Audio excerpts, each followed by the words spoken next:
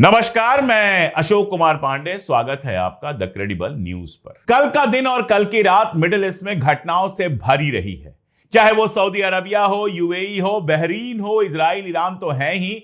हर जगह से एक बड़ी खबरें आई हैं जिससे साफ लग रहा है कि ये जंग फिलहाल रुकने के मूड में तो कहीं दिखाई नहीं दे रही। इन खबरों पर जाने से पहले और ये सारी डिटेल करने से पहले एक खबर जो डेली मेल में छपी है जेडी वांस के बारे में। जेडी वांस आप जानते हैं अमेरिका के उपराष्ट्रपति हैं। खबर यह आई है कि जेडी वांस ने नेतन्याहू को फोन लगाया और जो बात हुई उसमें जेडी वांस चिल्ला पड़ा इस बात पर कि तुमने हमको एक बिना मतलब की जंग में फंसा दिया।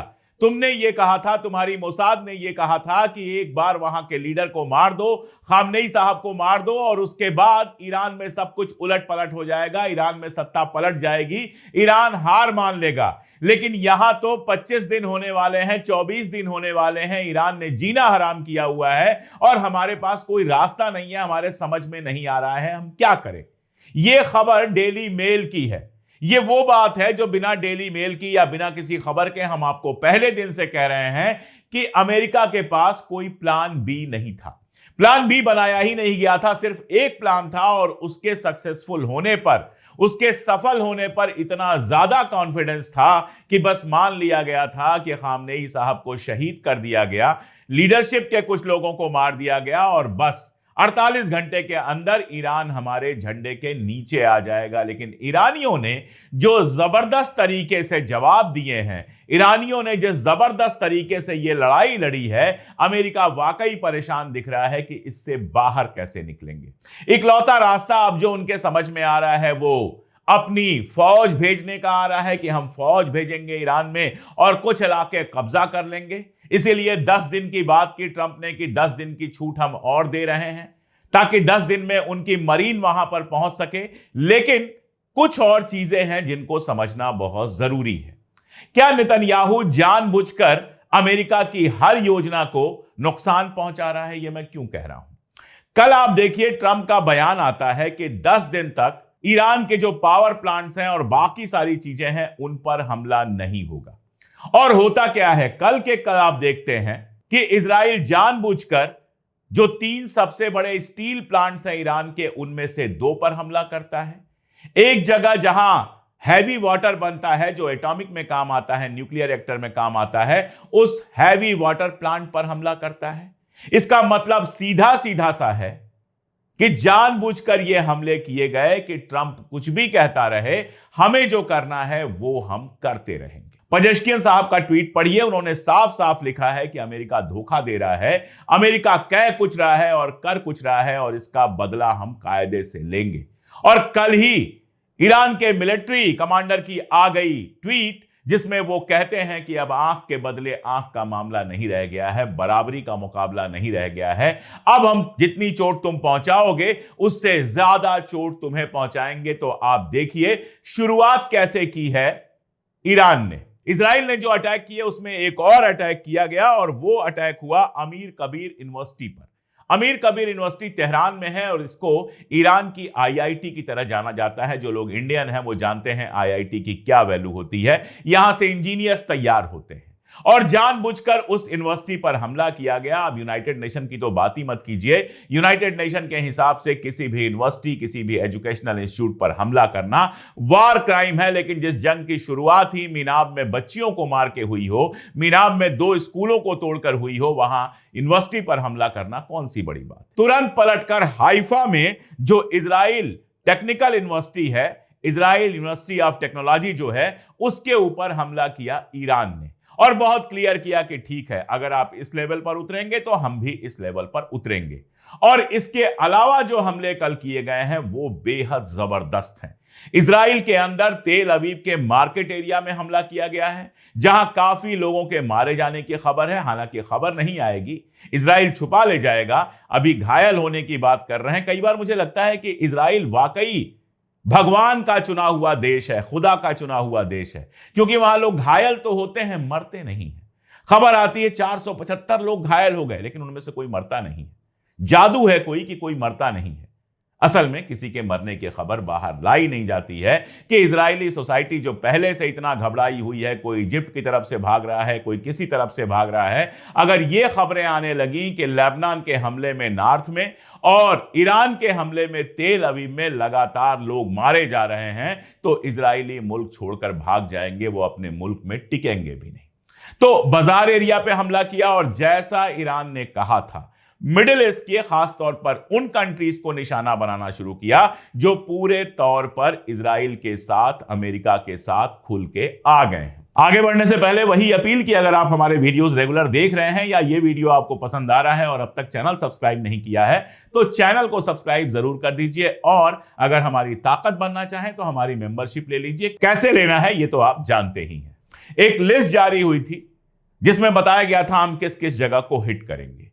उसमें कतर का नाम दिखा और कतर का नाम बोल्ड करके दिखाया गया था और तभी मेरे समझ में आ गया कि यह लिस्ट ईरान ने जारी नहीं की है।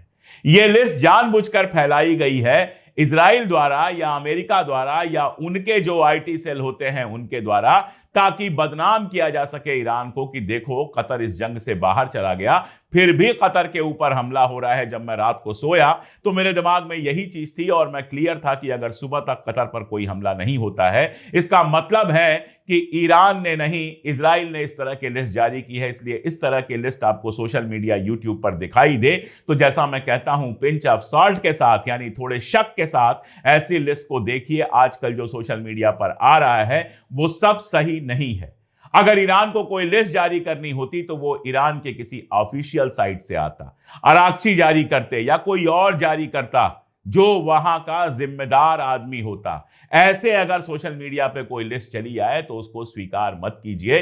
फेक न्यूज का जमाना है और आप जानते हैं इजराइल दुनिया का फेक न्यूज का मास्टर है। दुनिया में जितनी फेक न्यूज फैलाई जाती हैं, इजराइल शायद उनमें सबसे पहले नंबर पर है। खैर, बहरीन का मामला देखना बहुत जरूरी है। बहरीन के ऊपर जो अटैक हुआ है, ड्रॉप साइट ये बता रही है कि वो अल हद इंडस्ट्रियल एरिया में हुआ है।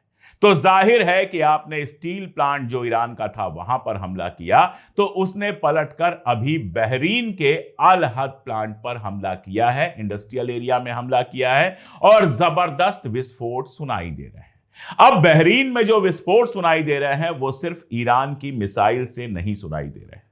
बहरीन के अंदर मामला उबलता हुआ दिखाई दे रहा है। दरअसल कल यह खबर आती है कि वहां मोहम्मद अल मौसावी नाम के एक युवक को मार दिया गया, उसको गिरफ्तार किया गया था। उसकी जो तस्वीरें सामने आई उसमें साफ दिख रहा है कि भयानक टार्चर हुआ है। और आप जानते हैं बहरीन के बारे में कहा जाता है कि वहां जब टार्चर होता है तो जो वहां का प्रिंस है वो खुद वहां पर रहता है और बताता है कैसे टार्चर करो। तो किस तरह की मोनार्की है बहरीन में वो आप समझ सकते हैं। ये शिया था, ये लड़का जो मारा गया है वो शिया था, मोहम्मद अल मौसावी, और इसको जबरदस्त टार्चर किया गया था और ये लड़का ईरान के साथ था। इसका कहना था कि हमको ईरान के साथ रहना चाहिए, इजराइल और अमेरिका के साथ नहीं रहना चाहिए। इस तरह के जुलूस पहले भी बहरीन में निकले हैं जिसमें ईरान का समर्थन किया गया है। अब बहरीन की जो मोनार्की है मिडिल ईस्ट की भी सबसे खतरनाक मोनार्कीज में से एक है, जिसको अमेरिका और सऊदी अरब का लगातार सपोर्ट रहता है, इसलिए वो बनी हुई है। उस मोनार्की की कंडीशन यह है कि 2011 में बहरीन के अंदर उस मोनार्की के खिलाफ एक बड़ा आंदोलन हुआ था, जनता सड़क पर उतरी थी।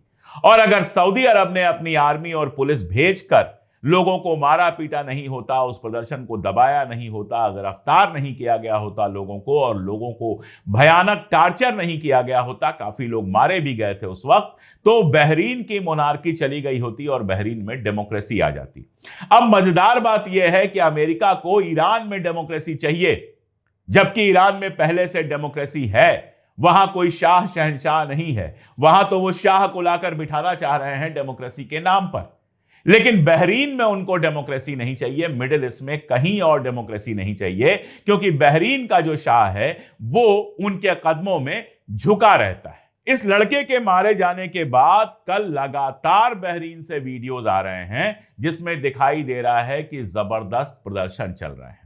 जानबूझकर बहरीन से जो वीडियोज आ रहे हैं उनको ब्लर रखा जा रहा है ताकि लोगों के चेहरे ना दिखाई दें, वरना उन चेहरों के साथ बहरीन के शाह, बहरीन की जो पुलिस है वो कुछ भी कर सकती है। तो एक तो ये अंदर से प्रेशर बढ़ रहा है, बहरीन में लगातार एहतजाज की खबरें हैं, लगातार विरोध की खबरें हैं।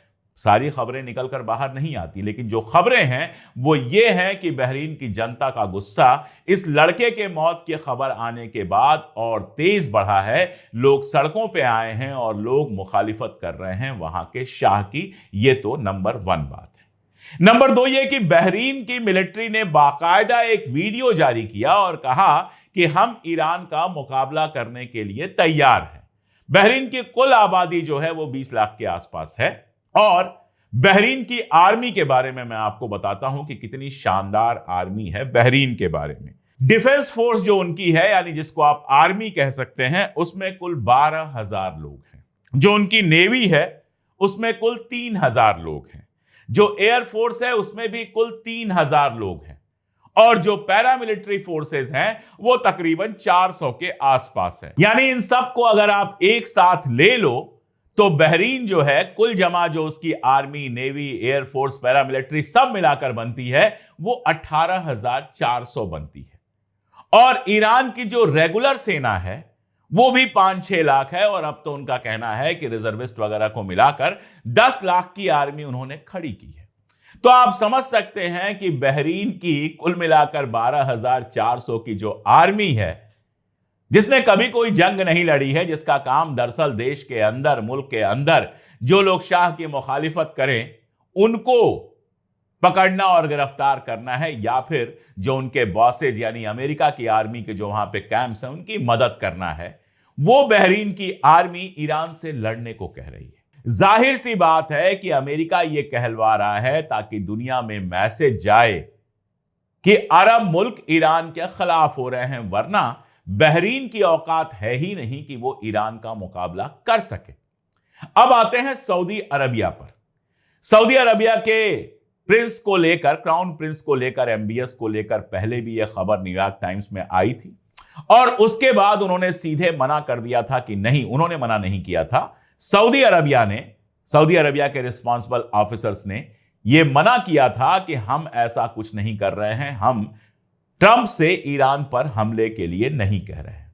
अब आप देखिए वो खबर फिर से आई है और इस बार वो खबर ब्रिटेन के अखबार में आई है और ब्रिटेन का ये जो अखबार है इसकी काफी इज्जत है, द गार्जियन। तो गार्डियन की जो खबर है वो ये बताती है कि एमबीएस लगातार ये बात कह रहे हैं ट्रंप से कि ईरान को ऐसे ही ना छोड़ा जाए, ईरान के साथ कोई समझौता ना किया जाए। समझौता तब किया जाए जब ईरान की कैपेबिलिटीज पूरी खत्म हो जाए और समझौता ऐसा किया जाए ताकि ईरान हमारे लिए आगे कोई खतरा ना बन सके। 1 मिनट रुककर यहीं पर यूएई की बात कर लीजिए। मैं आपको एक ट्वीट दिखा रहा हूं जो यूएई के यूएस में जो एम्बेसडर हैं, और जाहिर है यूएई ने यूएस में जिसको एम्बेसडर रखा है वो शाही खानदान के बेहद करीबी होंगे और बेहद इंपॉर्टेंट होंगे, उनका ट्वीट है ये। और इस ट्वीट में भी तकरीबन वही बातें हैं जो बातें गार्डियन एमबीएस के बारे में कह रहा है। यानी लग क्या रहा है कि यूएई, बहरीन और सऊदी अरबिया ये नहीं चाहते कि तुरंत कोई समझौता हो। ये भले जंग में सीधे ना जाएं, लेकिन फिर भी ये चाहते हैं ईरान पर मार पड़ती रहे, तब तक पड़ती रहे जब तक ईरान की कैपेबिलिटीज खत्म ना हो जाए। अब ऐसा करने में 1000 साल लगेंगे, 500 साल लगेंगे, ये मैं नहीं जानता और ये अमेरिका भी नहीं जानता है। लेकिन इनका डर यह है कि अगर समझौता हो गया, स्ट्रेट ऑफ हॉर्मुज पर ईरान का कंट्रोल बना रहा और ईरान ऐसा ताकतवर मुल्क बन के उभरा जो इजराइल और अमेरिका के सामने भी नहीं झुका, तो मुस्लिम वर्ल्ड में इनकी जो लीडरशिप है वो खतरे में पड़ जाएगी। इसी के अगर पैरेलल देखें तो कुवैत, ओमान और कतर, ऐसा लगता है कि ये पर्दे के पीछे से लगातार कोशिश कर रहे हैं कि जल्दी से जल्दी समझौता हो जाए। तो अरब मुल्क जब आप कहते हैं तो ये एक नहीं है, ये भी बटे हुए हैं और इस समय साफ साफ दिखाई दे रहा है। अब अगर नेतन्याहू का देखें तो नेतन्याहू क्या सोच रहा है, इस बात को आप देखिए। एक और खबर इसके पहले मैं दे दूं कि कल सऊदी अरबिया में जो प्रिंस सुल्तान एयरबेस है वहां पर भी हमला किया है ईरान ने।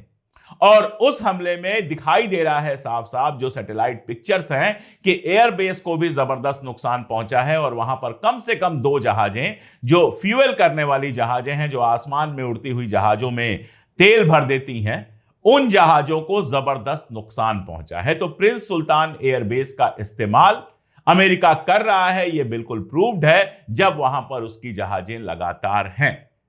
अब मैं जो बात कह रहा हूं उसको बहुत गौर से सुनिएगा।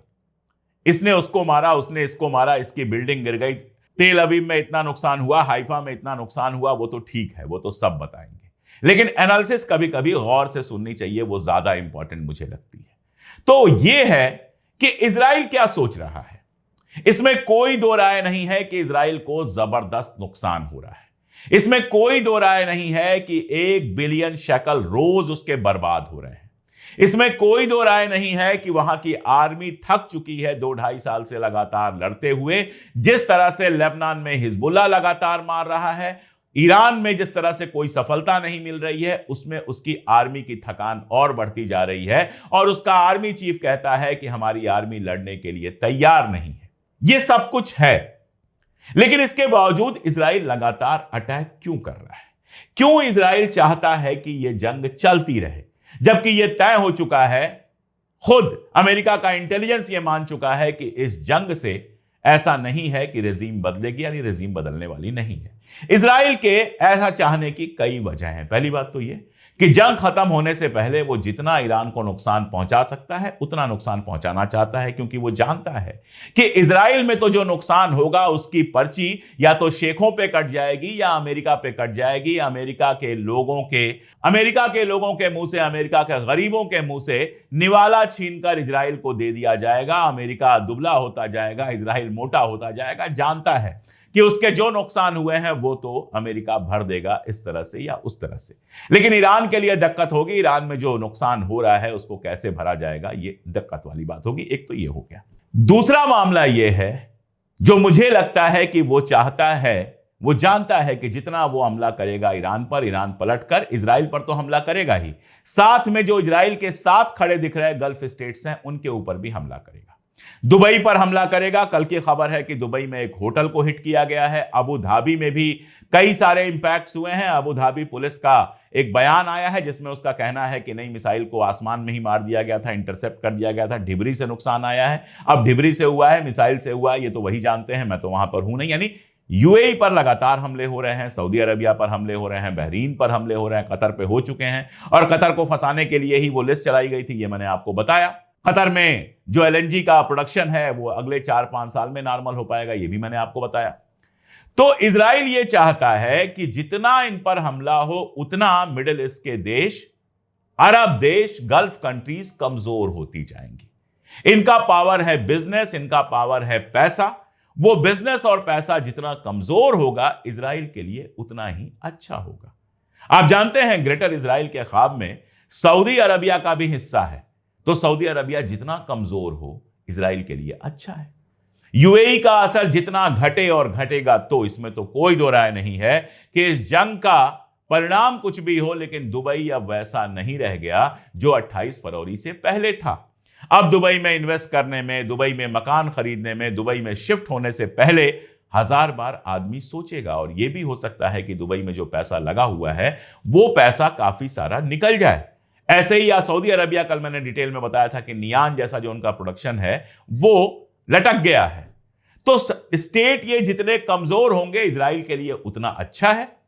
इजराइल उस इलाके में अपनी गुंडागर्दी वैसी ही कर पाएगा, लेकिन यह सोच उल्टी तब पड़ सकती है जब अगर इराक फिर से आजाद हो जाए। लगभग आजाद हो चुका है, नाटो की आर्मी भी निकल गई है, अमेरिकन आर्मी भी निकल गई है, और अगर इराक अपने तेल का पैसा भी अपने पास रखने लगे, इससे उसको यूएन को और अमेरिका को हिस्सा न देना पड़े, इराक आजाद हो जाए और ईरान पहले से मजबूत बन के उभरे, तब इनके लिए, इजराइल के लिए मुश्किल बहुत बढ़ जाएगी। लेकिन अभी इजराइल जो कर रहा है उसकी 2 ही वजहें मुझे दिख रही हैं, इसीलिए लगातार वो ऐसे हमले कर रहा है जिससे बातचीत टलती जाए। और इन सबके बीच मार्को रूबियो का एक बयान आता है, G7 कंट्रीज की मीटिंग के बीच वो गए हैं। वहां बयान दिया है। नाटो ने जब मदद करने से इनकार कर दिया तो अब G7 में वो मदद मांग रहे हैं और वहां उन्होंने ये कहा है कि ये वार महीनों नहीं चलेगी, कुछ हफ्तों में खत्म हो जाएगी और इस वार के खत्म होने के बाद भी स्ट्रेट ऑफ होर्मुज में पहले की तरह ऑपरेशन चलना नामुमकिन है। यह भी कहा है कि ग्राउंड फोर्सेज अपना काम नहीं करेंगी, यानी ईरान की जमीन पर हम लड़ाई नहीं करेंगे। अब मार्को रूबियो और ट्रंप पर कितना भरोसा कर सकते हैं आप जानते हैं, लेकिन यह स्वीकार करना कि स्ट्रेट ऑफ होर्मुज पहले की तरह नहीं रहेगी अब, यह ईरान की जीत के लिए इतनी बात काफी है। यह हो सकता है कि समझौते में ईरान कुछ शर्तें छोड़े और अमेरिका इस बात के लिए तैयार हो कि स्ट्रेट ऑफ होर्मुज का एक ऐसा ढांचा बनाया जाए जिसमें ईरान के पास उसका कुछ कंट्रोल रहे। क्या होता है यह देखना होगा। रहा सवाल ट्रंप का, तो ट्रंप तो सुबह कुछ बोलता है, शाम को कुछ बोलता है, रात को कुछ बोलता है। कल उसने कुछ ऐसा कहा जिससे मुझे भी दर्द हुआ।